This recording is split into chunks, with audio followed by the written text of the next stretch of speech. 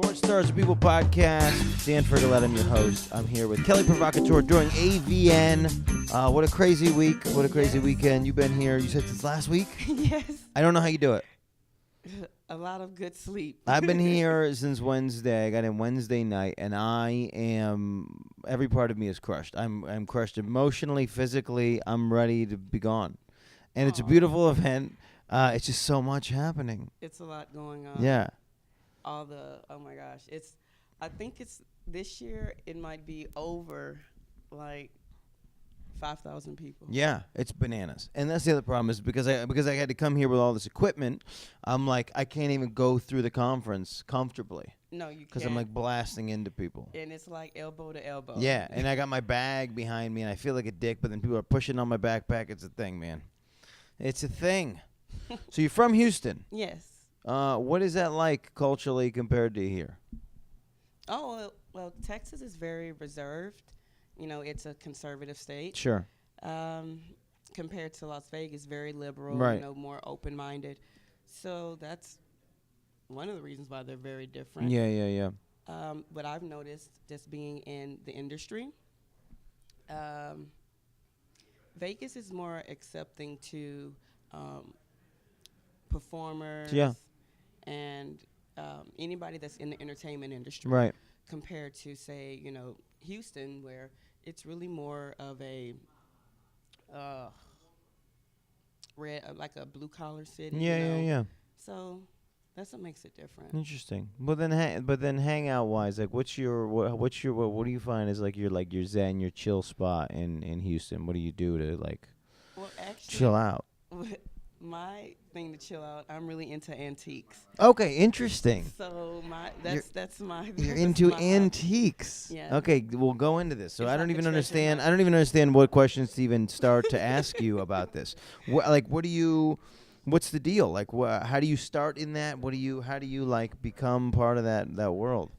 I mean, well, I honestly have an eye for 18th and 19th century like pieces. So No as far shit. as, like furniture and different like cabinets and the artwork. Yeah. So that's like when I get my rush. I'm like, oh No yeah. shit. Because it's like a treasure hunt. Yeah. So is it about buying the thing, having the thing, or then I mean, do you sell the thing on the back end, or you just No. want to possess it? I actually just possess it for myself, and it's just all about knowing the history Yeah. of where this piece came No from. shit. Yeah. No shit. And then it's like now I have it, so Yeah. I can be a part of that. And you're part of that history, and you're part of the lifespan Yeah. of that thing. Yeah, there's something really, really fantastic about that. And then the more that we do learn, things like that, like hold up for a really long time. Like sometimes you'll be looking at architecture, you'll be somewhere, you're looking at a piece of furniture, and like you find out that this thing from the 18th century. So you're like, what? This thing has been around since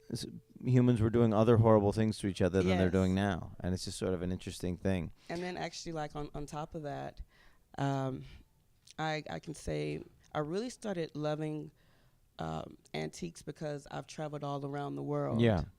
And going to, you know, Rome, going to Milano, going to Germany, going to Istanbul, going to all these different countries and seeing all these beautiful cultures. That's what made me so interested in it. Interesting. So okay, so then you said you have an eye for 18th and 19th century. Now this is American. No, it's all French and Italian. Interesting. Very Yeah. cool. So what's the I don't know, what particular pieces, what materials are particularly attractive to you? Well, I definitely like the silks. Interesting. The silks and the nice velvets. Yeah. As well as the. But what are we specifically talking about? I mean, are we talking about couches? Are we talking about chairs? Are we talking about clothing? Well, are we no, talking about? I'm specifically talking about the furniture. Yeah. So, like the couches. So, like for instance, I have this beautiful 19th century fainting couch sofa, and it's from Italy. Yeah. And it has this really nice silk furniture. Yeah. I mean, like the silk material, and it's just really well made Sure. compared to the stuff you get now that is more modern. It really doesn't hold up as well. Yeah, it's made out of fiberboard, and it's like and it's just we've created sort of a whole industry of disposable things. Yes. Because we, and it's, and you can debate the theory, right? It's like, is there something good about the fact that, like, if you want to just pick up and go, you can do that, and your couch has no real intrinsic value, or is it the fact that we've cheapened the life around us? Yeah, because even when people come to my home and then they're looking like, oh my God, No, this yeah, looks like yeah. this looks like a museum. Yeah, interesting. And that's Very what I cool. wanted. Yeah. So, what's your favorite single piece that you now possess? Ooh. Well, one of my favorites is my Versace plate. I actually went to the Milano Versace home store. Yeah. And I was looking online at it, I was like, no, I want to see it in person. Yeah. So that piece is definitely special to me. Yeah. To go there, travel to it, get it, and then bring it home with you. And bring it home with me. Yeah. Interesting. How do you?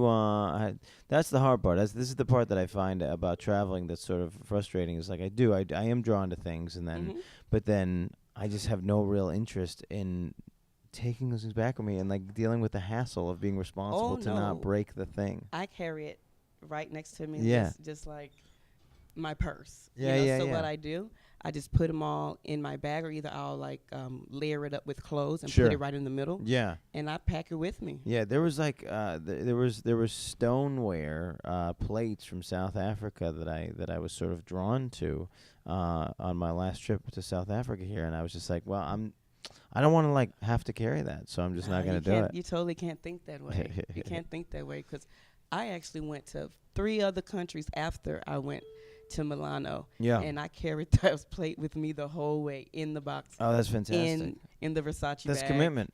And I was just like, I'm carrying this for my life. Yeah, that's commitment. See, and I'm taking like the opposite mindset. I'm trying to get myself in a position where I can travel to a place, bring as little as possible. That's what I do. Like even like from a clothing standpoint, I'm just like fuck it. I was like, I'll just buy the clothes there. I do that. Yeah. I mean, honestly, the thing that I do to keep it just simple, because I'm a professional traveler, I call myself. Sure. So, you stick to your basics. You don't have to go all flamboyant. Yeah. I do my denim. I do some pantyhose. I do some tights. Yeah. Black, white shirt. Some comfortable walking shoes. Sure. And when you go to these different places to go shop, it's like so unique. Yeah, of so course. you can bring back all these cool things that you can't get anywhere else. Come with an empty suitcase, leave with a full one. Yep. Yeah, I like it. Yeah, I like it. I like the idea. It is tough. It's a tough thing to perpetrate, but that's cool. That's awesome. So yeah, I mean, I think it's hard for people to try to find and discover their sort of their passions and the things that like are going to drive them. So I mean, and this just kind of popped up out of nowhere. Yeah.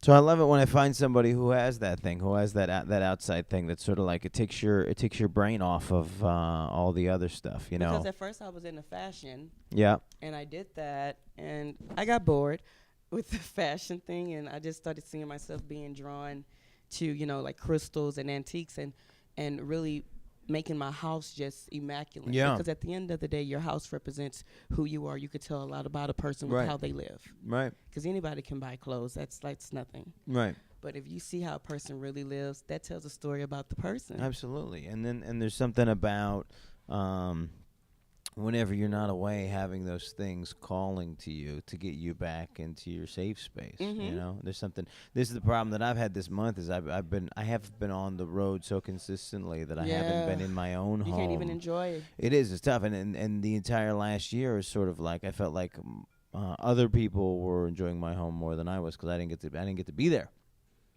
So maybe if I had some 18th century Ottomans, I would be more on my way home all the time. Well, I didn't even do anything here in Vegas like I normally go on, like one day where I go on a little. Yeah. I didn't even do that here. It's interesting because right, there's a lot of shows that are based here, these sort of like pawn sort of like type shows. Yeah. So I think there is a lot of like hidden jewels, or at least they've made us think that there's a lot of hidden jewels here.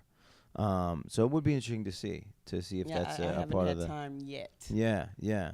If somebody comes out here with their items and then decides that they need to hit the blackjack table and then trade them back in and they're just laying around somewhere. Yeah.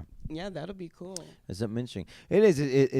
It's got to be super interesting because it's got to be a dying art form. Because I know, yeah, people used to try to hand their furniture down and these sorts of things. And in New York City, where I live, the Oh big my thing was that gosh. you could find like a treasure on the corner. Mm-hmm. But then bed bugs hit hard, and so nobody's comfortable taking some shit off the corner No. anymore. So what used to happen is people, it's like there was like this sort of like not a hierarchy, but there was like once you built your career and your money up, you would Mhm. get rid of your old shitty furniture you put on the corner, Yeah. and that was for the new guy. That was for the guy that just moved in Just moved downtown. in, yeah. And then same thing. It's like when you got to the next echelon, you put the nice furniture on the corner, and then the new guy he gets the one in the corner, and Yeah. sort of we've lost that that level of things because yeah, bed bugs Yeah, I don't play with fuck that. some people up. I actually experienced that one time when I was in San Fran at this hotel, and I woke up and I was like, Oh shit.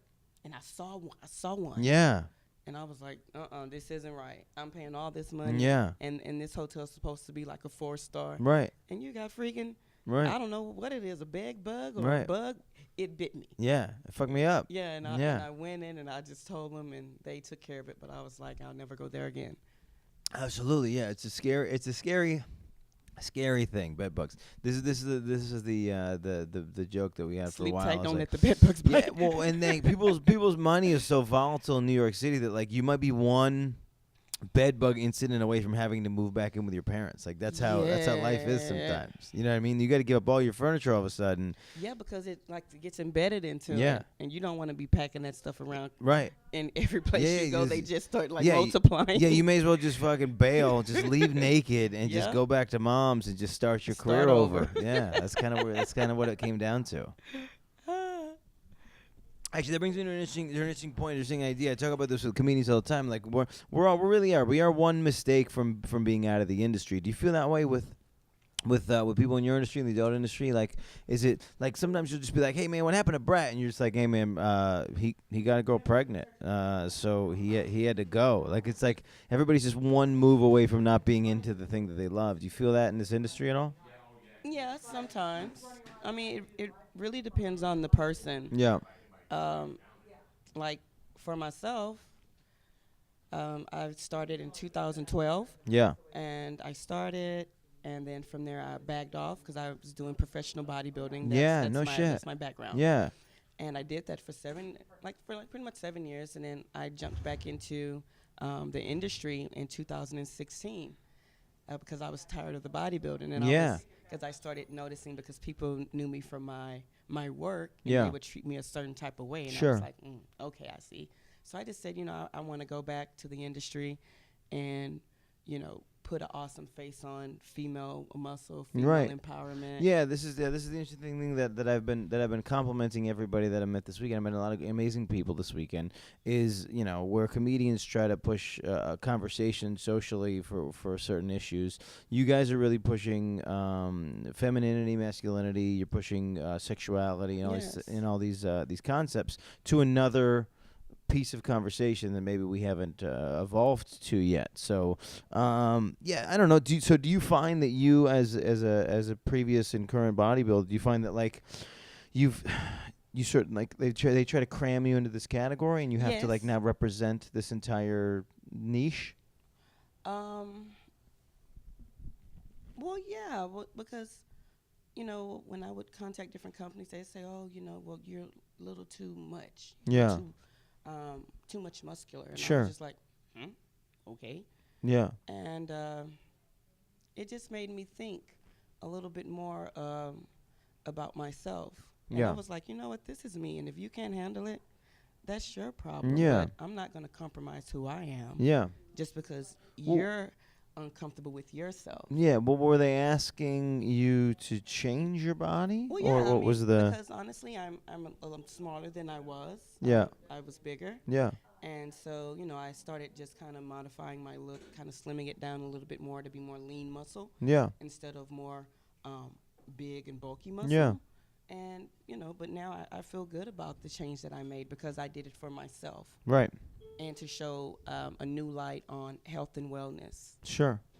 What does a transformation like that take? Like, how do you go? How do you sort of start to downsize and maintain, a healthy balance of that? Well, I've been grateful. I have good genetics. Yeah. That's one, and I also I stopped doing a lot of weight training, and Yeah. I do more of like physical training. So I do like Brazilian Jiu-Jitsu. I do boxing. Interesting. Yeah, Nice. so I like to switch it up. Yeah, yeah, yeah. So what do you like? I don't know. I guess you'd be a good person to ask because I think a lot of people get stuck in their life about what they should, what they shouldn't eat. What's sort of your mentality on what to avoid and what to eat? How do you like? What's your I mean, well, for specific me, plan? Yeah. okay, well, for me first, everyone's body's different, and depending on your blood type, different foods work for your, Sure. your body. And a lot of people don't know that, So say somebody might be carb sensitive, and they don't know that, but they think, oh, I need all these carbs. Right. And you might have the one person that thinks, oh, I don't need these carbs. I just need to focus on more protein and fiber when you need a carb. Right. That's why you're not really looking the part. So with me, with my diet, I stick to quality meat. I don't eat just anything. Yeah. So quality meat. I like my What does carbohydrates. that mean? To explain that to people. What's Quality meat? meat? Well, you definitely want things that are lean, not with so much fat. As far as the fat content, just like how I get the extra lean ground turkey, Yeah. or I do white fish, Yeah. or like chicken breast, Sure. something like that. And from there, I go with my veggies, Yeah. for my fiber, and I do my little carb. Yeah. Yeah. Yeah. And after a while, you just start knowing what works for your body. Yeah. And so, how long is that process? Do you think for people? And If then you're just starting, it takes at least 3 weeks for you to see results in your body if you're changing your diet. yeah. And if you're changing your diet as well as working out, it all just comes together. And can I ask you how old you are? I'm 33. And so in that time, so I'm turning 35 in 2 weeks. In that time, and your progression with the way that you want your body to Mhm. look, what have you found now? Do you find that each decade has its own sort of markers of what you can and cannot eat? Well, it's crazy because when I started, I was skinny fat. I was 109 pounds. I only ate once a day. Yeah. I was in college, so I would overeat to try to compensate for me not eating all day. Sure. Sure. And once I started doing the dieting, everything just started coming together. Now I'm 33. I'm not carb sensitive, Okay. and I can still have a freaking six-pack. It's Yeah. crazy. Yeah. And I can still stay lean, Nice. and I can eat Taco Bell. Yeah. Yeah. Yeah. But I don't overindulge. Right. It's all. You believe in It's all in you believe in moderation. the cheat day. Oh yeah, definitely. Yeah. I believe in the cheat day. That's important because it shocks the system. Sure. And then puts you back. So then And what's the shock system? Put you back in line? it pretty much fills you out. Yeah. Because it's just like, okay, you've been depriving yourself of like a hamburger and Yeah. all this, and then you look up and then you do your cheat meal or your cheat day, Yeah.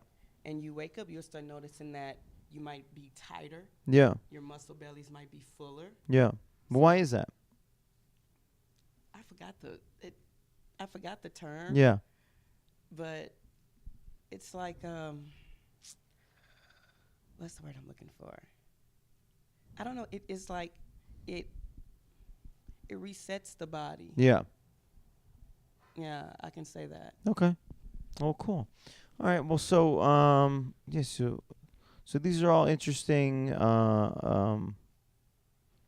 notions, and it is, and I do find it interesting. People, the way that they change their fitness and their Mhm. health into a different age, because it's like, especially once you start to get into your 30s and 40s, you start to realize that, like, if you haven't figured it out by now, it's just gonna gonna get be tough. it's gonna be a really crazy thing. But I think a lot of us get caught and confused that we think that if we haven't gotten a handle on it, then we're just never going to get a handle on it. Like there's this notion that like, oh well, I'm 35, it's not going to get any better, and I'm finding in my life that's not true. I had knee surgery exactly a year from today last year, and it changed my ability to do things like run. The 18 months before that, I couldn't run, I couldn't do the things because my knee was just so torn up.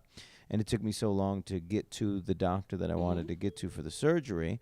And I've changed my eating habits this year, and just in 6 months, I've sort of transformed my body in that time. Isn't it a great feeling? It's weird. It's like it's like understanding that I have a handle on it now.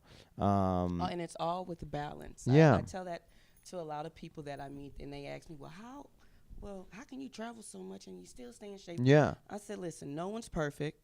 It's all with just having balance in life, Well, I don't know. I've taken it to the extreme. So like my notion on it is like once I've identified that something is not good for my body, I just consider it a poison, and then you remove it. And then I just don't eat the poison. It's like and then sometimes depending on my level of frustration that day, I'll answer with these vague terms, and I'll be like, look, I'm not drinking Drano either, so why would I, so I view sugar to be the same as Drano, so I don't eat sugar. It's like it becomes that kind of thing, which isn't helpful for people most of the time, that you just break it down to those terms, but it really is. I mean, that's how you need to look at it in a lot of ways. But a lot of people don't look at it like that. Is that just because, and I think there's a lot of like misinformation that's been hanging around for years. Oh yeah.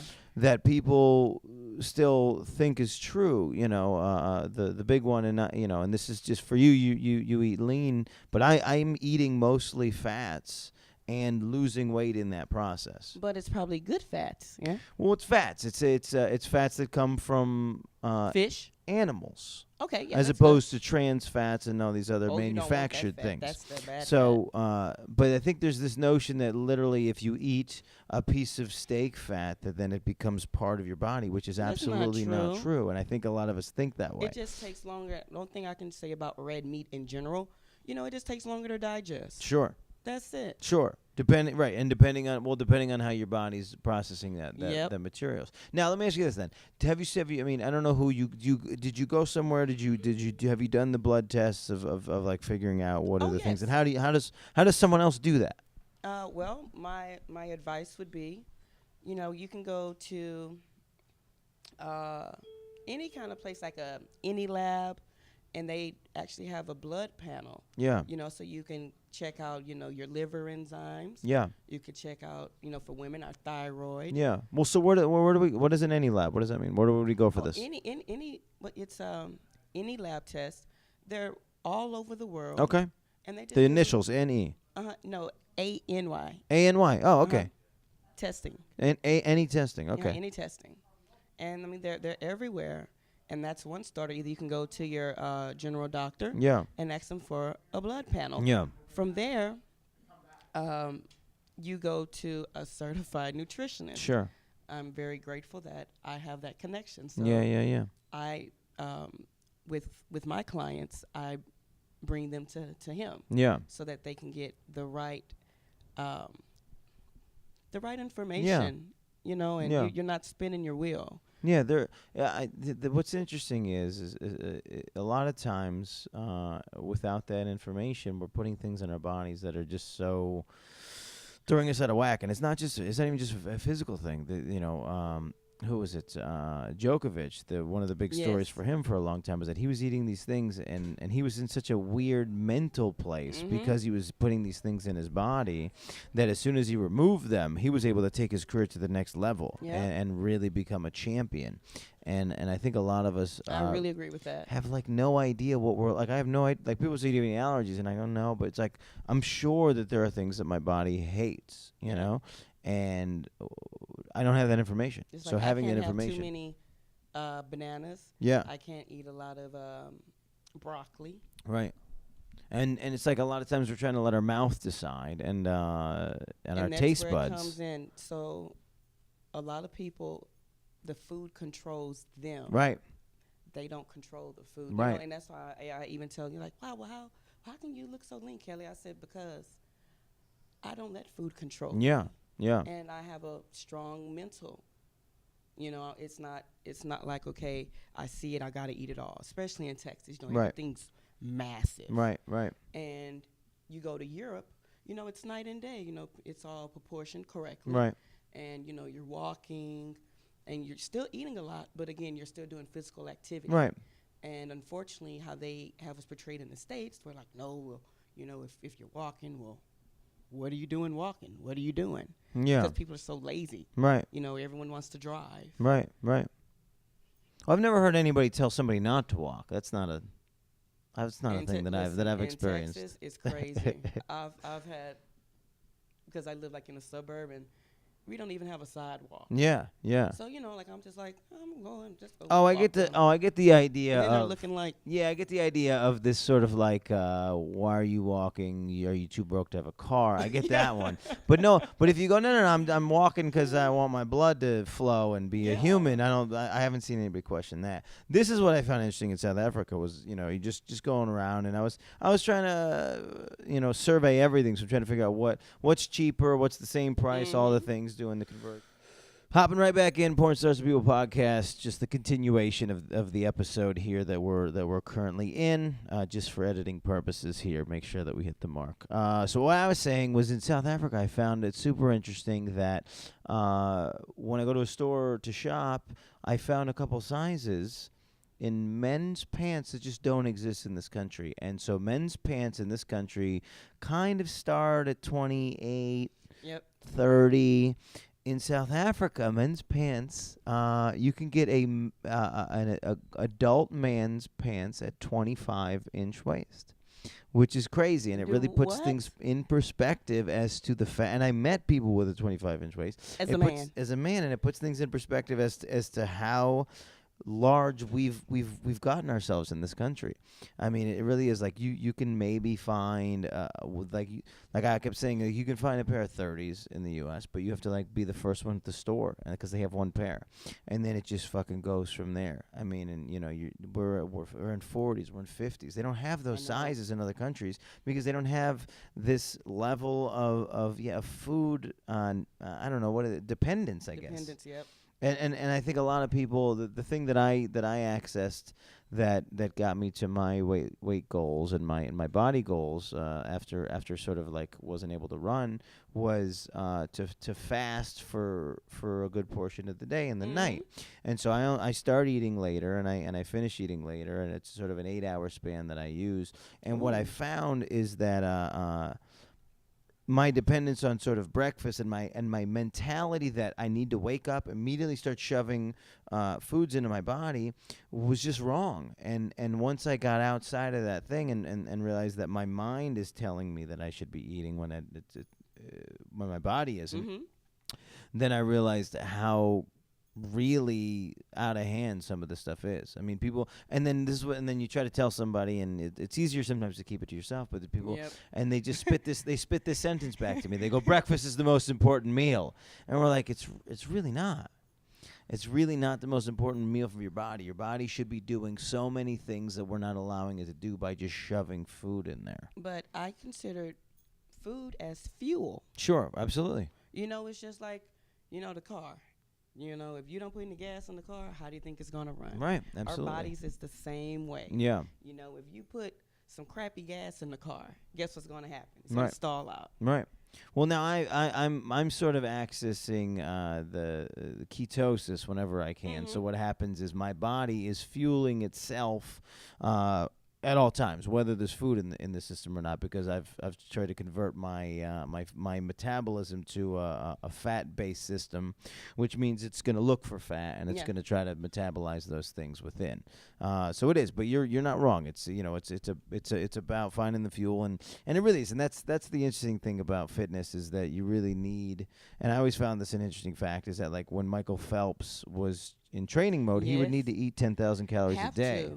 And it's just a hard thing to do. Well, Hugh Jackman went on countless interviews about how like he would need to wake up in the middle of the night and like eat a meal, a solid meal, to maintain the level of fitness that he was trying to maintain to be on camera as Wolverine, which and then to also not peak too fast, you know. Right.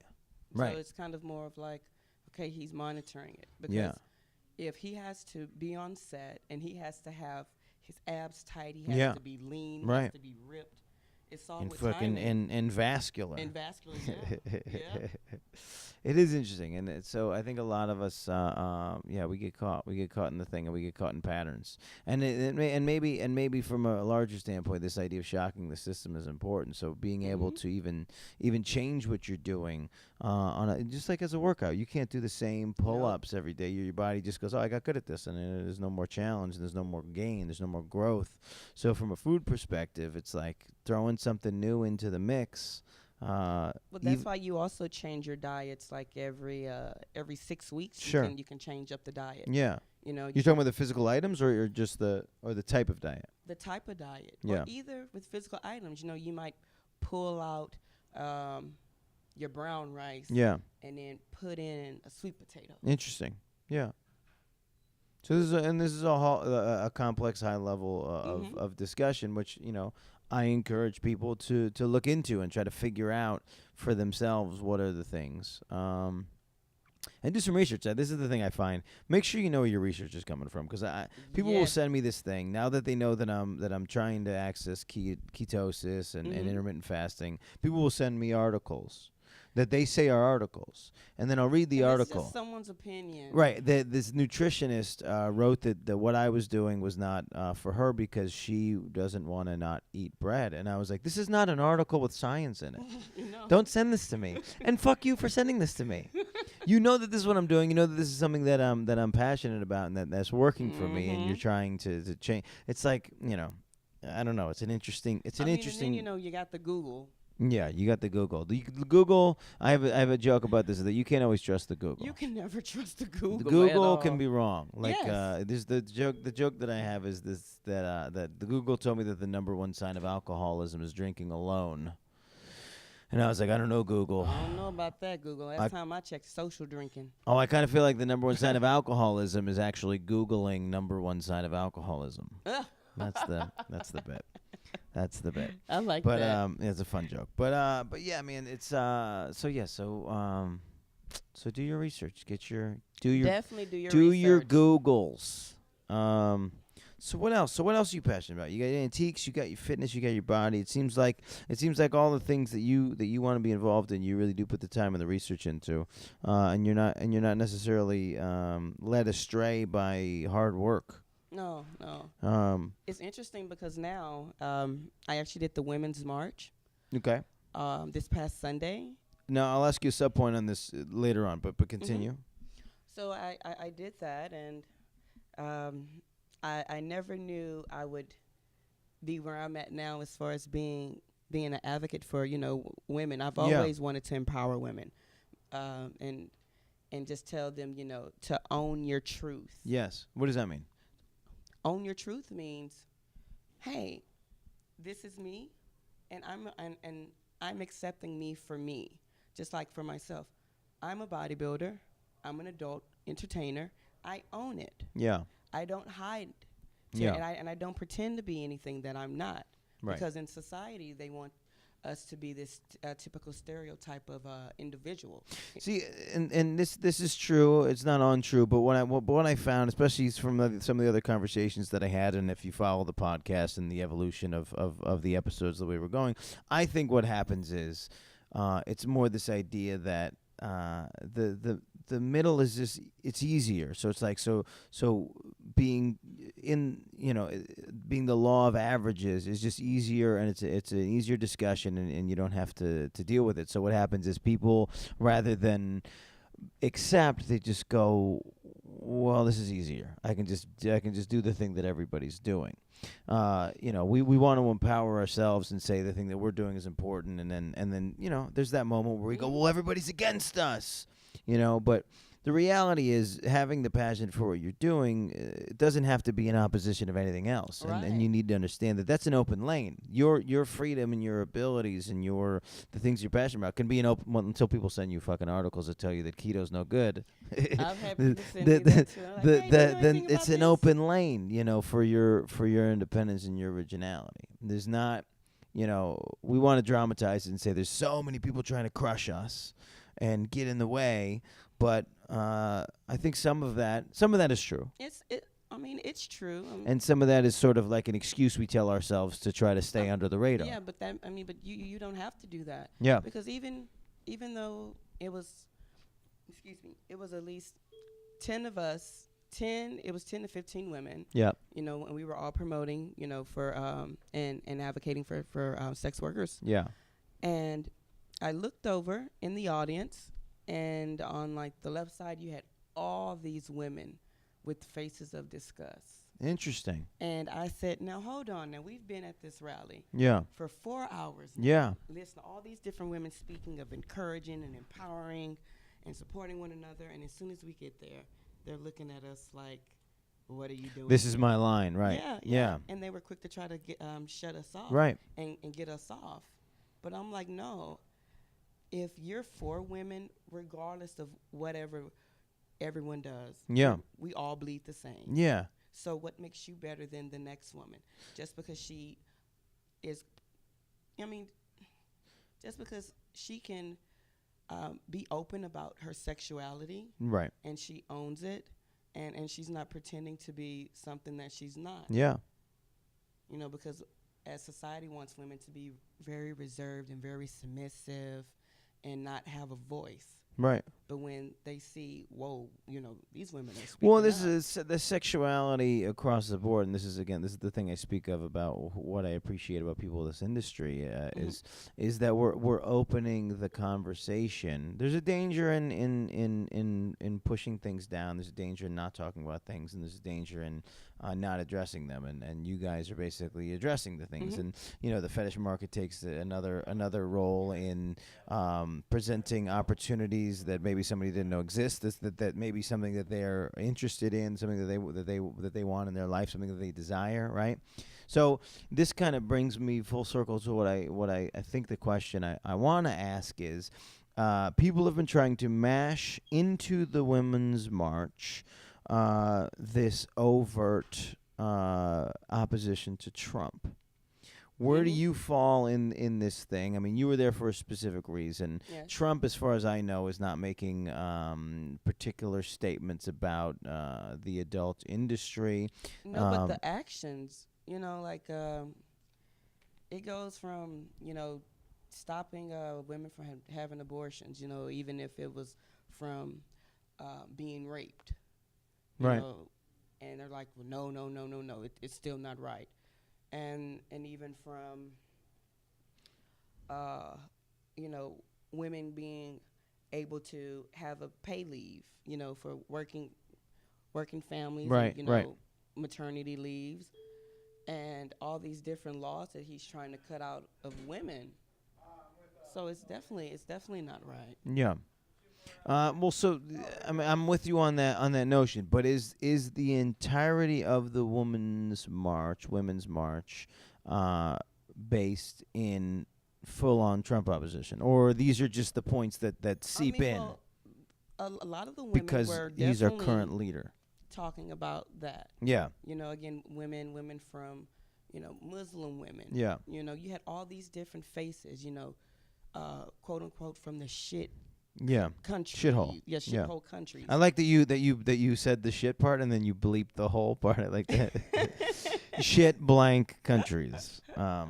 No, and it was interesting for me because being in Africa at the time and the fact that Trump had actually said that Africa was a country, this was such a beautiful brilliance of idiocy to say that the largest and most diverse continent was a country. It was just an interesting position for me to be put in while I was in that continent and in South Africa.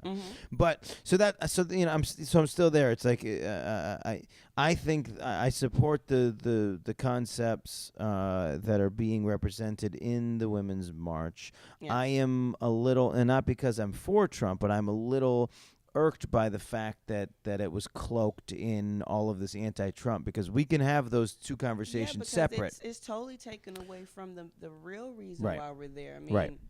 these issues have been going on way before Right. Trump came And I don't along. want these marches to be associated with that, because eventually Trump's not going to be president. Correct. And then when we go, well, why are women still marching if there's no Trump? there's I don't no want to Trump. muddy that. Yeah, it's tough for me that we're muddying that zone. So that's difficult. So I'm glad that you have the clarity on that and that you put that in perspective for us. I'm very sad, but I would say from a time perspective, I think this is that we should wrap the right. episode up. But I mean I could talk to you, and I'm sure these people could listen to you for hours. So how do we follow you? How do we look you up? How do we become a fan of you and support you? How do we Well, do thank these things on you. social media? Well, on social media, I'm on Twitter and Instagram at Kelly Provocateur, PROVOCATEUR, and that's Kelly, KELLI. As well as you can check me out on 360 VRN, virtual reality. Very I have cool. my own channel, and you can subscribe to that as well. Very cool, very cool. And I will say And at kellyprovocateur.com. I forgot that. So I like to punch this in there. Please pay for your porn. Please pay for your porn, please. Outsiders don't understand if you didn't pay for the content, then no one's getting paid. Just understand that. So do that. Pay for your content. Guys, you're listening either on iTunes, Google Play, Podbean, whatever thing you're listening to us on, we're on the other thing. If you switch from Android to iPhone, you can find us on all the Still find platforms. We have some content today on YouTube as well. It's a little fun. You can see who we are, what we look like, and all the fun stuff that happens here. And well, let's get a flex. Let's give him a little something. Excuse me 1 second. Try to. You got a better. Oh shit! Oh, she's crushing me on the thing. So check that out. Always have to do a double bicep. Double bicep flex. Fuck. And now I'm flustered. So check everything out. Thank you guys for listening. Check out Kelly Provocateur. Thank you to guys my for guests having me. for being here. Everyone be safe. One love and be Do safe. your Googles and extend the conversation a little further than maybe you already had. And go see somebody. Go get your blood tested. Find out what the fuck's going on. Thank you guys for listening.